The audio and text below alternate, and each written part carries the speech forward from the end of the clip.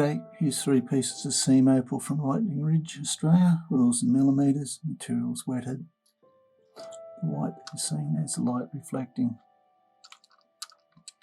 This is the largest piece.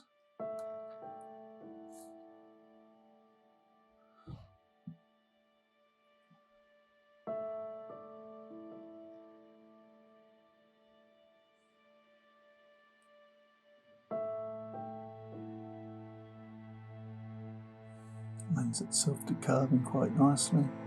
Leave it as a big piece, have it as a pendant on a rope, I think.